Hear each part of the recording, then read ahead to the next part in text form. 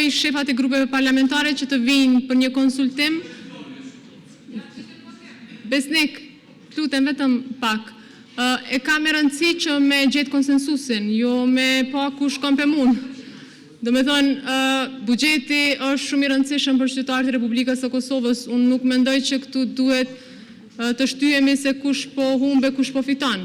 Nëse munden shefat e grupeve të vinë për konsultim dhe po ashtu Ministri i Financave.